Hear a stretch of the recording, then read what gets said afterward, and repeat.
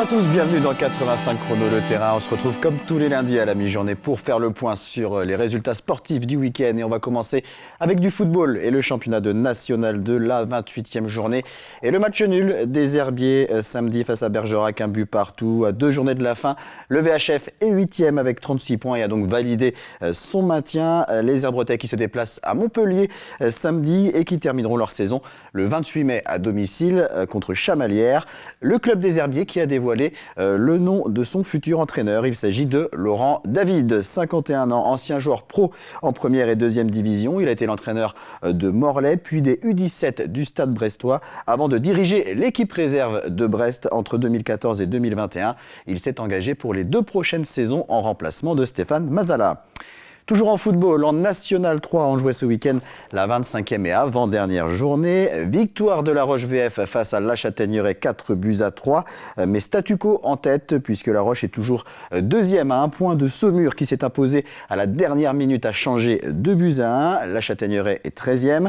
Victoire de Pouzauges face à Sablé, 2-1. Les Pouzaugais sont 6e. Chaland qui l'a emporté à Sautron, 4-1 est 7e. Et puis le Poiré-sur-Vie est allé battre Fontenay, 2-1. Les Genoux sont 8e, Fontenay est 10e. La dernière journée, ce sera le 28 mai avec 3 derbys vendéens. Chaland contre La Roche, La Châtaigneraie contre Fontenay et Poiré face à Pouzauges. Le leader Saumur accueillera Sautron. On parle maintenant de rink hockey avec le championnat de National 1 Élite. On jouait ce week-end la 17e journée. Il y avait un choc de haut de tableau samedi soir entre la Vendéenne, 3e avec un match en moins, et le leader Saint-Omer qui n'a connu qu'une seule défaite en championnat. Le match avait lieu à la salle de l'Angélemière. Les joueurs de La Roche en rouge et noir débutent bien la rencontre et ils vont être récompensés à la 15e minute avec ce but d'Antoine Thébault. 1-0 pour la Vendéenne. Saint-Omer tente de réagir, mais les Lyonnais restent menaçants. Thébault est tout près du doublé, mais son tir trouve le poteau. De Brouwer, quant à lui, bute sur le gardien. À la mi-temps, l'équipe de La Roche-sur-Yon a toujours son avantage d'un but. En deuxième période, les visiteurs cherchent toujours des solutions pour percer la défense lyonnaise. Des Lyonnais qui, eux, cherchent à faire le break. Les hommes de Lucas Gaucher ont plusieurs occasions, mais ne parviennent pas à inscrire ce deuxième but. Alors qu'il reste 5 minutes à jouer, coup du sort pour la Vendéenne avec un tir lointain de Saint-Omer, tir qui va être dévié dans son propre but par Pinto. Égalisation de Saint-Omer à 1 but partout. Dans les dernières minutes, les deux équipes ont des occasions de prendre l'avantage et c'est finalement Saint-Omer qui y parvient à seulement 3 secondes de la fin du match. Et c'est Pellizzari qui se faufile dans la défense et qui marque 2-1 pour Saint-Omer qui l'emporte donc sur le fil. Une fin de match cruelle pour la Vendéenne qui méritait mieux. On va écouter les entraîneurs Fabien Savreux et Lucas Gaucher au micro de Thibaut Grasset. En première mi-temps, on a eu un peu de mal à poser notre jeu offensif. C'était un peu trop stérile et je trouve qu'on manquait de rythme. Alors il faisait aussi très chaud dans la salle. Un sol qui glisse un petit peu, ça ne nous a pas... voilà, on est à l'extérieur, hein, c'est une piste il faut toujours s'habituer à la piste, mais je veux dire, on a eu un peu de mal à s'approcher des cages adverses. En deuxième mi-temps, ça a été beaucoup mieux. On a été un peu plus haut, un peu plus agressif en défense. Offensivement, on a mis un peu plus de rythme. On voulait absolument remporter le match ce soir parce que oui, on a des jokers par rapport au titre de champion de France, mais on ne veut pas les griller tout de suite, voilà, c'est tout. Et on veut plier l'affaire le plus vite possible. Mais c'est évidemment un grand pas encore qu'on fait ce soir. Mais au-delà de ça, je trouve que ce qui est à noter, c'est le comportement de l'équipe. On n'a rien lâché et voilà, le groupe va repartir très heureux ce soir. On a beaucoup subi parce qu'on n'a pas forcément les moyens de faire autre chose en ce moment. Donc on a tenu, on a respecté le plan de jeu et puis eux ils ont poussé. On est un petit peu moins lucide devant la cage, on loupe des choses et puis on perd trop vite la balle. Évidemment c'est décevant parce que de prendre un but à 3 secondes de la fin, évidemment le 1-1 nous aurait fait du bien parce qu'on était bien placé pour jouer le podium. Mais bon, en termes de mental, je trouvais que suite à la grosse désillusion du week-end dernier en Coupe de France, je trouve qu'on a répondu présent. Voilà, et ça, c'est vraiment positif. Et grâce à cette victoire, Saint-Omer conforte sa place de leader avec 13 points d'avance sur Kévert qui compte 2 matchs en retard. La Vendéenne, 4e, perd une place au profit de Coutras qui s'est largement imposé face au Poiré-sur-Vie, 8-2. Le Poiré qui est 7e au classement. La prochaine journée, ce sera samedi avec le Poiré face à Ploufragan et la Vendéenne qui se déplace à Lyon. On ouvre une page handball maintenant avec tout d'abord en National 1 masculine, la 21e et avant-dernière journée. La défaite de Pouzauges sur le terrain de Saint-Cyr 33-26. Le PVHB qui est 9e et déjà assuré du maintien terminera sa saison samedi à domicile face au HBC Nantes. Et puis toujours en National 1 mais chez les filles, c'était la 26e et dernière journée. La Roche-sur-Yon a clôturé sa saison par une large victoire face à la Lanterne Rouge Mourinx. Score final 41-19. Très belle saison des Lyonnaises qui termine à la 3e place avec 18 victoires, 2 matchs nuls et 6 défaites. Toujours en handball, on passe à la Nationale 3 masculine, 21e et avant-dernière journée et match capital pour le Slam qui lutte pour son maintien et qui devait absolument s'imposer face au RAC Nantes samedi soir à la salle Omnisport d'Aubigny. Le Slam en rouge qui débute parfaitement la rencontre en alignant 3 buts sans en encaisser un. Mais les Nantais reviennent dans le match et après 14 minutes de jeu, les deux équipes sont à égalité 7 partout. Les Vendéens reprennent les rênes et parviennent de nouveau à creuser un écart. 13-10 à la 23e minute, puis 16-12 à la 26e. Et finalement, à la fin d'une première mi-temps de bonne facture, l'équipe du Slam compte 5 longueurs d'avance et mène 20-15. Après la pause, pas de relâchement du côté du Slam qui maintient les Nantais à distance avec toujours 4 ou 5 buts d'avance. 22-17 à la 35e minute, 23-19 à la 40e, puis 25-20 à la 44e minute. C'est dans le dernier quart d'heure que les choses se compliquent pour les Vendéens. Les Nantais parviennent à réduire l'écart qui n'est plus que de 2 buts à la 48e minute, 25-23. Puis 27-25 à la 54e minute. Et alors qu'il reste 45 secondes à jouer, Nantes revient à 1 but, 30-29. Mais le Slam tient bon et évite un nouveau but nantais qui aura eu de lourdes conséquences. Victoire 30-29, on écoute les entraîneurs. La victoire, elle était primordiale. On en avait besoin. Sinon, on n'avait plus aucun espoir de se maintenir. On a été la chercher avec les tripes et voilà. On fait vraiment une très bonne première mi-temps. Après, on pêche un peu physiquement. Voilà, ils défendent un peu différemment, on a du mal à s'adapter. Donc maintenant, on s'offre une finale. On va à La Rochelle la semaine prochaine. Il faut qu'on gagne à La Rochelle. Mais voilà, la première match était là. La seconde, ça sera La Rochelle la semaine prochaine. Toute personne qui veut venir nous soutenir, on les prend avec plaisir. Là, ça nous a aidés dans les moments un peu difficiles. C'est toujours bien d'avoir ce soutien-là des gars. Ils ont vécu une saison difficile. Voilà. Aujourd'hui, ils ont un objectif comme moi, c'est d'aller chercher le maintien. On aurait pu lâcher par moments, mais ils ont dans la tête, voilà, ils veulent s'en sortir et on veut s'en sortir et on va s'en sortir. Première mi-temps a été catastrophique pour nous. On prend 20 buts sur une défense haute, mais qui a manqué beaucoup d'agressivité. Donc on a passé beaucoup de temps à reculer, on a perdu énormément de ballons. On n'a pas su exploiter les quelques ballons qu'on a eus. Après, en attaque placée, on a été assez mauvais. Donc la différence se fait beaucoup sur la première mi-temps, je trouve. En deuxième, on a changé notre dispositif. Même si on est revenu au score, j'ai trouvé que notre base arrière était beaucoup trop légère. Et un match, ça se gagne pas seulement qu'avec des avances. Si on n'a pas d'arrière capable de shooter de loin, c'est compliqué. Malgré le fait qu'on ait un gardien qui sort pas mal de ballons en deuxième, des 7 mètres, mais ça veut bien dire que voilà, sur l'attaque placée, c'est beaucoup trop léger. Les réactions recueillies par Alain Charrier. Première mission remplie donc pour le Slam qui est 10e au classement et qui va maintenant devoir remporter son dernier match de la saison à La Rochelle samedi prochain. Une victoire serait alors synonyme de maintien. Et puis pour terminer cette page handball, en National 3 féminine, c'était la dernière journée ce week-end. L'équipe de La Roche s'est imposée face à Saint-Jean-de-Bray 35-28. La Roche qui est 2e et qui montera en National 2. Les Herbretaises se sont inclinées face au leader Mamers 25-39. Les Herbiers 4e.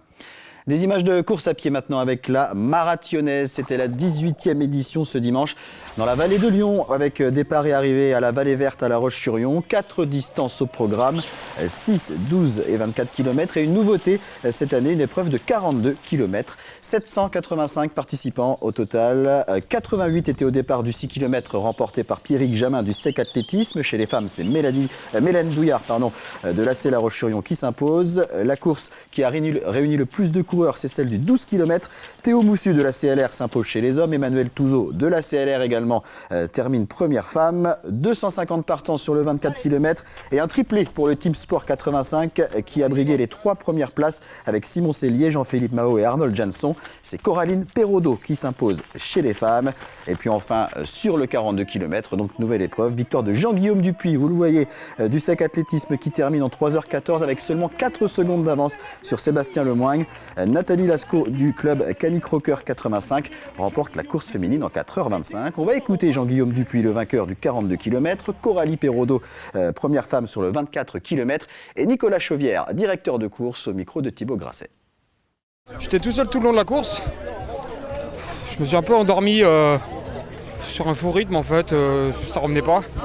Et puis au 41e là, je me retourne, je vois quelqu'un. Il fallait faire un effort violent pour garder la place, mais c'est comme ça, la prochaine fois on s'endormira pas. Il y avait une jolie place à aller chercher, donc on le fait, je l'aurais peut-être pas fait pour la 5e place quoi. Et puis je suis en pleine prépa, donc c'était pas un objectif. Je prépare un 100 bornes et un 160, donc pour intégrer ça dans la prépa, c'est pas facile quoi.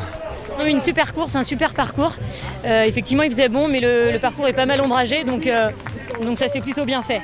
Quelques belles petites montées et puis des petits parcours avec des petits endroits avec une corde aussi. J'avais pour objectif le podium, donc voilà, la première place, parfait. Nous avons souhaité lancer un 42 km, un petit défi pour le comité d'organisation, et on voit que tous les coureurs arrivent fatigués mais avec le sourire. Tout le monde a apprécié la course, mais la chaleur à partir de 10h30, 11h a pénalisé les concurrents. Plusieurs sont plaints un petit peu de la chaleur, mais là on ne pouvait rien faire. C'est le climat, mais vaut mieux le soleil que la pluie, donc tout s'est bien passé. On fait attention aux concurrents qui ont eu chaud, ils sont hydratés, on a la protection civile avec nous et tous les bénévoles de l'association sont là. On ouvre à tous les niveaux, à tous les concurrents, à tous les âges, et donc les distances sont adaptées à chaque envie de chacun, donc 6, 12, 24 et 42 pour les plus aguerris. Mais c'est vraiment le plaisir de courir et on félicite le maximum de participants, donc tout s'est bien passé. Un résultat de triathlon avec la première étape du Grand Prix de D1. C'est le championnat de France par équipe. Et la première étape avait lieu à Fréjus ce week-end. Victoire de Poissy devant Metz. 3e place pour les Sables d'Olonne. Saint-Jean-de-Mont termine 4e. Prochaine étape le 19 juin à Dunkerque. On passe au cyclisme avec le trophée Gustave Beignon. C'était samedi du côté de Torigny. Plusieurs épreuves de contre-la-montre par équipe étaient au programme. Il y avait notamment les championnats régionaux pour les catégories Benjamin, Minime, Cadet et Junior. C'était également la 3e manche du challenge Thomas Vauclair, compétition organisée par le club de la Roche-Vendée Cyclisme. Petite ombre au tableau, le faible nombre d'équipes juniors présentes samedi. 5 seulement, 2 de la Roche-sur-Yon, Valette, Ancenis et Angers. L'équipe de Valette en rouge à l'image, championne régionale en titre, s'est de nouveau imposée sur ce parcours de 21 km 100. Le Pays d'Ancenis prend la 2e place, La Roche termine 3e. Chez les cadets, victoire du Pays d'Ancenis devant La Roche et Machecoul. Du côté des minimes sur un parcours de 10 km 600, succès de l'équipe des Essarts qui devance La Roche et Angers. On va écouter Lucas Fer, l'un des membres de l'équipe junior de Valette, ainsi que Richard Tremblay, organisateur de ce contre-la-montre de Torigny. C'était un assez beau chrono, on n'a pas eu trop le temps de s'entraîner par équipe.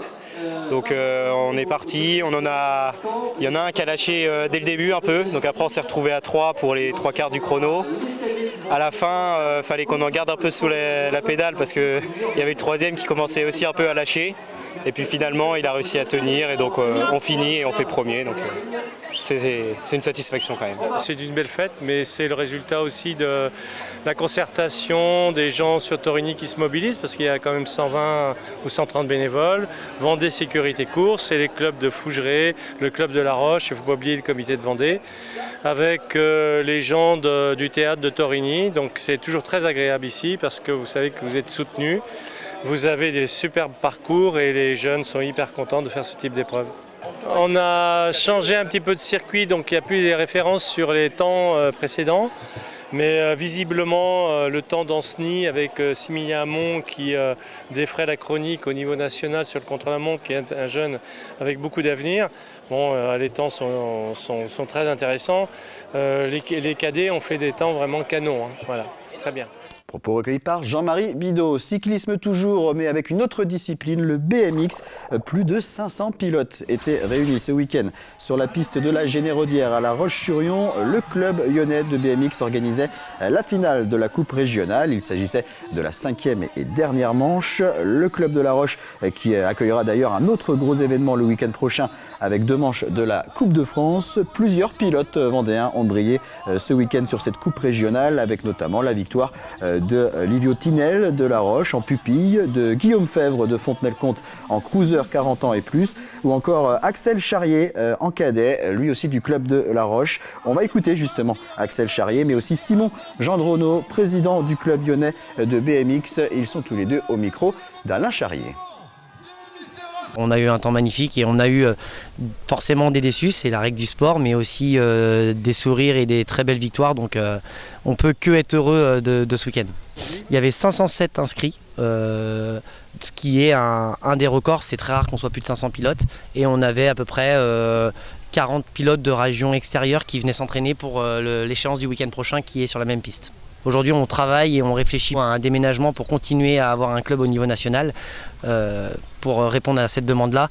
Redonner la zone verte à la zone verte. J'ai gagné presque tous mes tours, sauf à partir de la demi où c'était plus compliqué, il y avait plus de monde.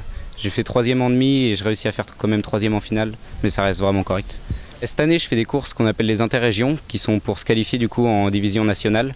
Et pour l'instant, je suis premier du classement, donc c'est très bien parti pour monter en catégorie junior, qui est une catégorie professionnelle. Donc ce serait vraiment sympa de monter et de faire toute l'année prochaine dans cette catégorie avec du beau monde et des belles pistes. Programme, du coup, il y aurait toutes les Coupes de France à faire. J'aurais peut-être aussi un objectif de participer au maximum de Coupes d'Europe et d'essayer de me maintenir en catégorie professionnelle en junior, du coup, jusqu'à ma première année d'élite.